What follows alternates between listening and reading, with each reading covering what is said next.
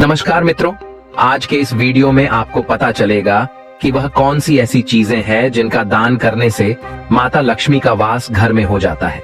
चलिए जानते हैं। जब देवर्षि नारद ब्रह्मांड के ज्ञानी और संगीतज्ञ इंद्रलोक से लौटते हुए एक दिन स्वर्ग की ओर जा रहे थे, रास्ते में उन्होंने माता लक्ष्मी को देखा।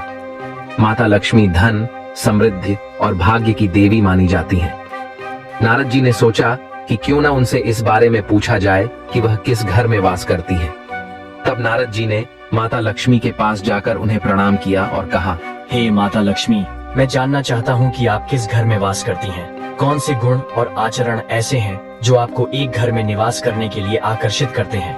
माता लक्ष्मी ने मुस्कुराते हुए कहा, हे नारद, यह एक महत्वपूर्ण प्रश्न है। मैं उस घर में निवास करती हूँ जहाँ प्रेम, सहिष्णुता और सच्चाई का साम्राज्य होता है। स्वच्छ घर ही मेरा निवास स्थान होता है।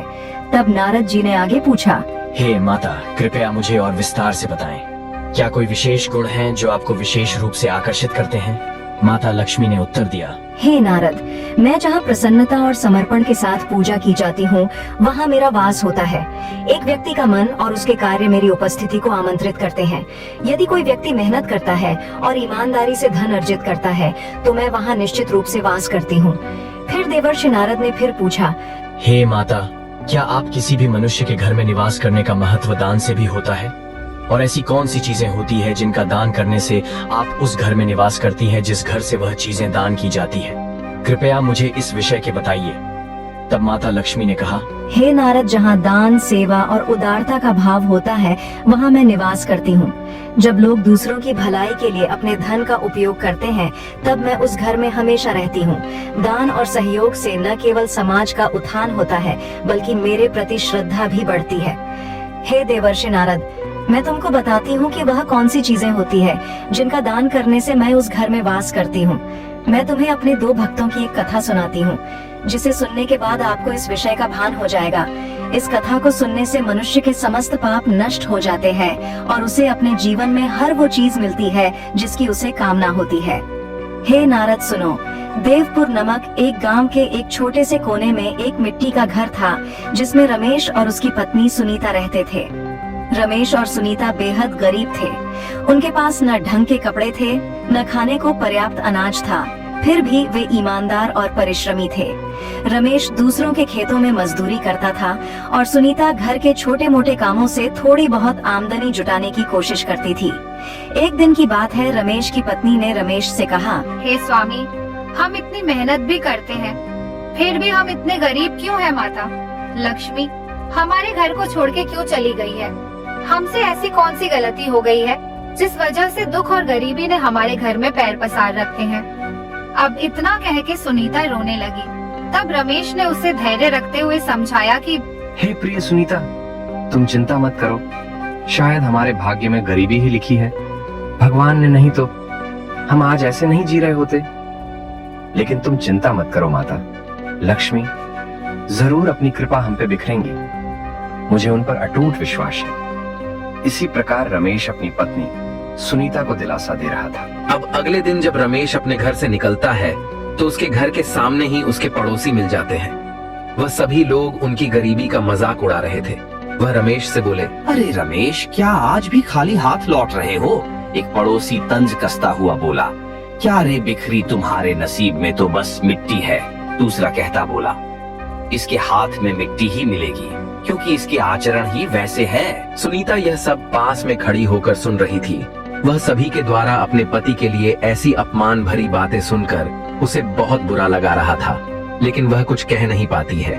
लेकिन वह अपने पति रमेश को हौसला देते हुए कहती है, ए जी सुनो, आप फालतू की बातों पर ध्यान मत दो। हमारी मेहनत कभी व्यर्थ नहीं जाएगी। आप अपने काम पर ध्यान दो, भगवान हमारे साथ हैं। लेकिन रमेश को इन बातों से गहरी चोट पहुंचती थी। वह सोचता, क्या हमारा जीवन हमेशा ऐसा ही रहेगा। क्या कभी हमारी गरीबी खत्म होगी। उस दिन का लोगों का अत्याचार रमेश सह नहीं सका। उसे रात भर नींद नहीं आई। वह रात भर जागता ही रहा। जब सुबह हुई अपने खेतों को चला गया और जब दोपहर का समय हुआ तो रमेश अपने खेत से थका मांदा घर लौटा तो उसके दरवाजे पर एक साधु महात्मा को खड़ा देखा। उस साधु के चेहरे पर एक अलग ही तेज था। और उसकी आंखों में करुणा झलक रही थी। उस रमेश के घर पर उस साधु के आ जाने से समस्त वातावरण में एक अलग ही आभा का विश्लेषण हो रहा था, मानो स्वर्ग से कोई देव उतर आया हो। रमेश के सामने खड़े उस साधु ने कहा, हे वत्स, क्या यह तुम्हारा घर है? मैं बहुत दिनों से भूखा प्यासा हूँ, मुझ भिक्षुक को भिक्षा देने की कृपा करो। उस साधु की बात को सुनकर सुनीता भी घर से बाहर आ गई। रमेश और सुनीता ने एक दूसरे की ओर देखा। उनके पास देने के लिए कुछ भी नहीं था, परंतु सुनीता ने साधु महाराज से कहा, हे मुनि श्रेष्ठ, आप भीतर चलिए, मैं आपको भोजन करने के लिए कुछ देती हूँ। जब वह महात्मा घर के भीतर गया, तब वह उसने अपने पति और अपने लिए जो दोपहर का भोजन बचा रखा था उसे उस साधु को दे दिया। उस साधु ने भोजन किया, जिससे उसकी भूख शांत हो गई। भोजन करने के बाद जब वह संत महात्मा वहां से जाने लगे, तब सुनीता ने उन साधु महाराज को रोक लिया और अपने घर के कोने से थोड़ा सा आटा लाई और साधु के पात्र में डाल दिया।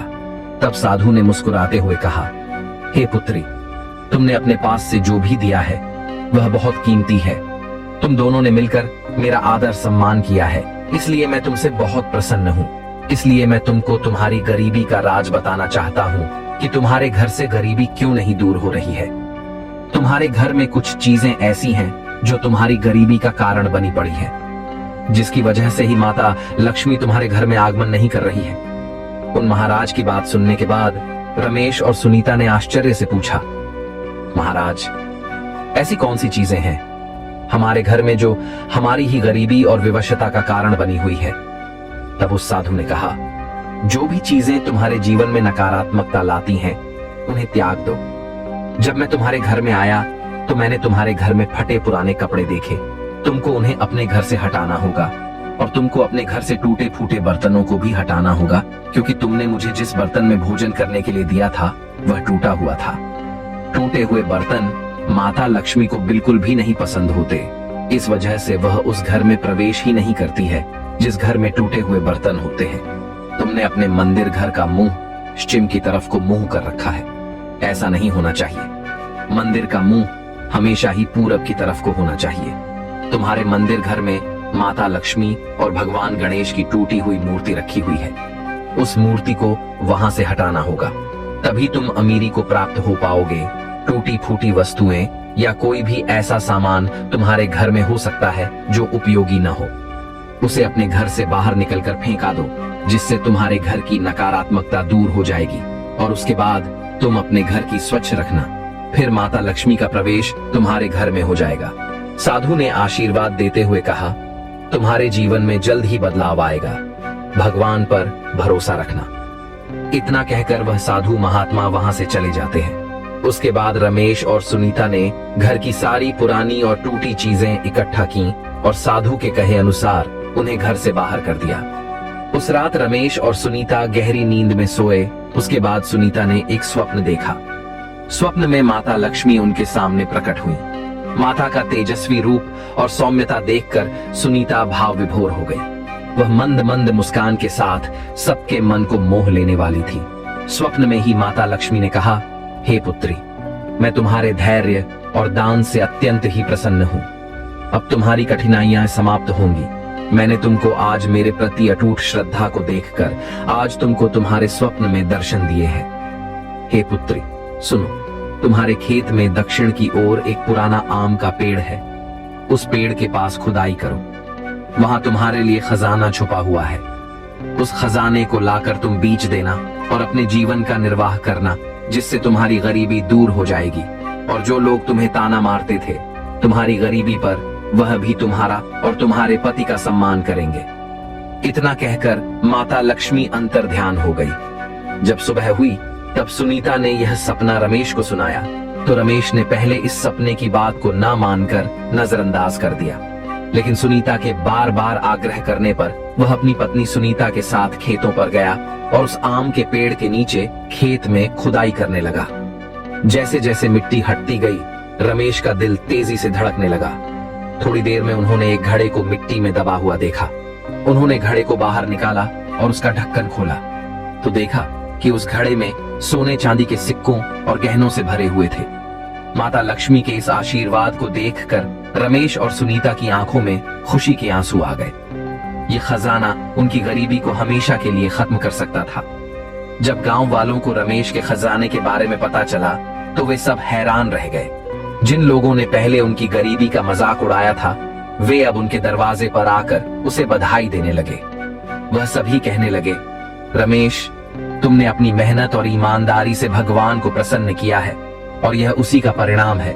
हम मूर्ख थे जो तुम्हारी मेहनत पर हंसते थे। तब एक बुजुर्ग ने रमेश से कहा, हमने तुम्हारे साथ अन्याय किया है बेटा, हमें माफ कर दो। यही सब बातें कुछ और लोगों ने कही। सभी की करुणा भरी बातें सुनने के बाद रमेश और सुनीता ने सबको माफ कर दिया। उन्होंने अपनी नई संपत्ति का उपयोग करके गांव के मंदिर को ठीक कराने और गरीबों की मदद करने में किया। उन्होंने उस खजाने का 1/4 हिस्सा अपने लिए रखा और बाकी का हिस्सा अपने गांव को ठीक करवाने के लिए गांव के सरपंच को दे दिया। जब यह बात उस नगर के राजा तक पहुंची, तब उस राजा ने रमेश की ईमानदारी पर खुश होकर उसे अपने यह एक मंत्री के पद पर नियुक्त कर दिया। अब रमेश और सुनीता का जीवन पूरी तरह बदल चुका था। वे धनवान हो गए थे, लेकिन उन्होंने अपनी विनम्रता और परिश्रम नहीं छोड़ा। उन्होंने अपनी नई संपत्ति को अच्छे कार्यों में लगाया और गांव में अपनी एक नई पहचान बनाई। माता लक्ष्मी का आशीर्वाद उनकी सच्ची मेहनत और दानशीलता का प्रतिफल था। लोगों के मुंह तभी बंद हो जाते हैं जब आप केवल पाने, परिवार और अपने लिए सोचते हैं। रमेश और सुनीता ने यह सिखाया कि कठिनाइयों के समय धैर्य रखना और दूसरों की मदद करना ही सच्चा धर्म है। अब माता लक्ष्मी देवर्षि नारद जी से कहती हैं कि हे देवर्षि नारद जी, अब मैं आपको बताती हूँ कि मनुष्य को मेरे आगमन के लिए क्या करना चाहिए और क्या नहीं। हे देवर्षि नारद जी, मैं धन, ऐश्वर्य और समृद्धि की देवी मानी जाती हूँ। मेरे आशीर्वाद को प्राप्त करने के लिए धर्म ग्रंथों में अनेक उपाय बताए गए हैं। इनमें से एक प्रमुख उपाय है दान, जिसे पवित्र कर्म माना गया है। सही समय, सही वस्तु और सच्चे मन से दान करने से मेरा आशीर्वाद मिलता है और घर में सुख समृद्धि का वास होता है। आइए विस्तार से समझते हैं कि घर की कौन कौन सी चीजें दान करने से मैं प्रसन्न होती हूँ और मेरा वास घर में स्थायी हो जाता है। हे देवर्षि नारद जी, यदि कोई भी मनुष्य दान करता है तो उसे यह बात समझनी चाहिए, क्योंकि दान का अर्थ है अपनी वस्तु को निस्वार्थ भाव से किसी जरूरतमंद को प्रदान करना।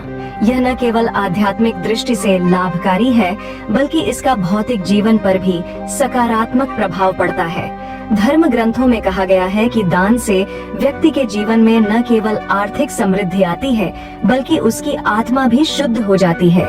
शास्त्रों में कहा गया है, दानम धर्मस्य मूलम, अर्थात दान धर्म का आधार है। दान से ही मैं प्रसन्न होती हूँ और घर में धन और ऐश्वर्य की वृद्धि होती है।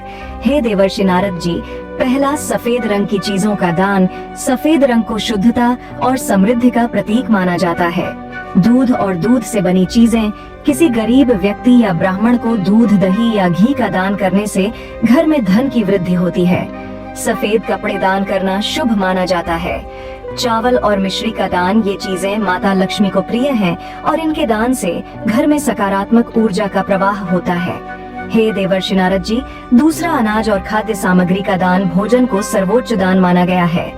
माता लक्ष्मी कहती हैं कि घर से अन्न का दान करना न केवल गरीबों का पेट भरता है, बल्कि घर में धन धान्य की कभी कमी नहीं होती। विशेष रूप से पूर्णिमा के दिन चावल का दान करना अत्यंत शुभ होता है। अनाज का दान करने से अन्न और समृद्धि का भंडार भरा रहता है। गुड़ और तिल का दान शारीरिक और मानसिक समृद्धि लाता है। हे देवर्षि नारद जी, तीसरा धातु और आभूषण का दान, धातुएं विशेष रूप से सोना, चांदी, तांबा और कांसा शुभ मानी जाती हैं। इनका दान न केवल आध्यात्मिक ऊर्जा बढ़ाता है, बल्कि घर में लक्ष्मी का वास भी स्थायी करता है। सोना या चांदी छोटी मात्रा में भी इनका दान अत्यधिक फलदायी होता है। तांबे या कांसे के बर्तन, गरीबों को तांबे के बर्तन दान करने से घर में सकारात्मक ऊर्जा का संचार होता है। हे देवर्षि नारद जी, चौथा दीपक और तेल का दान दीपक प्रकाश और ऊर्जा का प्रतीक है। सरसों के तेल का दीपक दान करना शुभ माना जाता है। सरसों का तेल अमावस्या के दिन सरसों का तेल दान करने से माता लक्ष्मी प्रसन्न होती हैं। किसी मंदिर में या किसी गरीब व्यक्ति को दीपक दान करना अंधकार को दूर करता है और जीवन में उजाला लाता है। हे देवर्षि नारद जी, पांचवा सात्विक और धार्मिक वस्तुओं का दान। धार्मिक वस्तुएं दान करने से न केवल लक्ष्मी जी का आशीर्वाद मिलता है, बल्कि यह घर की पवित्रता भी बनाए रखता है। तुलसी माता लक्ष्मी का ही स्वरूप मानी जाती है। तुलसी का दान करके आप लक्ष्मी जी को प्रसन्न कर सकते हैं। गाय का घी का दान यह शुद्धि का प्रतीक है। हवन सामग्री का दान, इसे किसी मंदिर में दान करना शुभ होता है। हे देवर्षि नारद जी, छठवां वस्त्रों का दान, वस्त्र दान को बहुत पुण्यकारी माना गया है। विशेष रूप से सर्दी के मौसम में जरूरतमंदों को गर्म कपड़े दान करना माता लक्ष्मी को अत्यंत प्रिय है। गरीबों या ब्राह्मणों को नए वस्त्र दान करने से घर में सुख समृद्धि बढ़ती है। पीले रंग के वस्त्र का दान, पीला रंग शुभता और सौभाग्य का प्रतीक है। ये मुझे बड़ा को बहुत प्रिय है। हे देवर्षि नारद जी, जल और कलश का दान, जल का दान अत्यंत पुण्यकारी होता है। पवित्र नदी का जल, किसी मंदिर में जल चढ़ाने से सकारात्मक ऊर्जा का प्रवाह होता है। जल से भरा हुआ कलश दान करने से धन और समृद्धि की वृद्धि होती है। हे देवर्षि नारद जी, सातवां पीली चीजों का दान, पीली चीजें विशेष रूप से बृहस्पतिवार के दिन दान करना अत्यंत शुभ माना गया है। हल्दी दान करने से घर में लक्ष्मी जी की कृपा बनी रहती है। चना दाल, यह दान सकारात्मक ऊर्जा को बढ़ाता है। केसर, यह पवित्रता और समृद्धि का प्रतीक है। हे देवर्षि नारद जी, अब मैं आपको बताती हूँ कि वह कौन सी ऐसी बातें हैं जिनको दान देते समय हमेशा याद रखना चाहिए। पहला, निस्वार्थ भाव से दान करें। दान करते समय मन में किसी भी प्रकार का अभिमान या दिखावा नहीं होना चाहिए। दूसरा, साफ सुथरी चीजें दान करें। पुरानी या टूटी फूटी चीजें दान करने से दान का फल नहीं मिलता। तीसरा, समय का ध्यान रखें। अमावस्या, पूर्णिमा, अक्षय तृतीया, दीपावली या धनतेरस के दिन दान करना अत्यंत शुभ होता है। बृहस्पतिवार और शुक्रवार माता लक्ष्मी को समर्पित होते हैं। इन दिनों दान करना विशेष फलदायी होता है। चौथा, जरूरतमंदों को दान करें। दान हमेशा ऐसे व्यक्ति को दें जिसे उसकी सबसे अधिक आवश्यकता हो। अब माता लक्ष्मी कहती हैं, हे देवर्षि नारद जी, अब मैं आपको बताती हूँ कि दान का करने से मनुष्यों को क्या मिलता है। इस बात का बखान शास्त्रों में मिलता है। शास्त्रों में कहा गया है कि दान करने से कई प्रकार के लाभ प्राप्त होते हैं। धन संपत्ति में वृद्धि, माता लक्ष्मी का वास घर में स्थायी हो जाता है। पवित्रता और शांति, घर में सकारात्मक ऊर्जा और शांति बनी रहती है। कर्मों का शुद्धिकरण, दान से हमारे बुरे कर्मों का नाश होता है। आध्यात्मिक उन्नति, दान व्यक्ति को आध्यात्मिक रूप से मजबूत बनाता है। देवर्षि नारद ने माता लक्ष्मी के इन उत्तरों को सुनकर बहुत प्रसन्न हुए। उन्होंने कहा, माता, आपने मुझे अनमोल ज्ञान दिया है। मैं इसे हर स्थान पर फैलाने का प्रयास करूंगा ताकि लोग जान सकें कि आपकी कृपा पाने के लिए क्या करना चाहिए। इस प्रकार माता लक्ष्मी ने देवर्षि नारद को अपने वास के स्थान और गुणों के बारे में बताया। नारद जी ने माता की बातें सुनकर अपने भक्तों को समझाया कि कैसे एक सच्चा जीवन जीकर लक्ष्मी का आशीर्वाद प्राप्त किया जा सकता है। यह ज्ञान न केवल नारद जी के लिए बल्कि समस्त मानवता के लिए अमूल्य साबित हुआ। यह कहानी प्रेरणा देती है कि ईमानदारी, परिश्रम और दूसरों की मदद करने से जीवन में चमत्कार हो सकते हैं। अगर आप चाहें तो इस कहानी को और विस्तृत किया जा सकता है।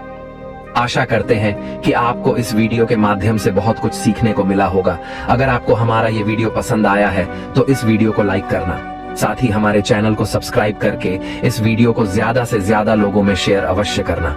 आज के वीडियो में बस इतना ही। मिलते हैं अगले वीडियो में। आप सभी का वीडियो को यहाँ तक देखने के लिए दिल से धन्यवाद।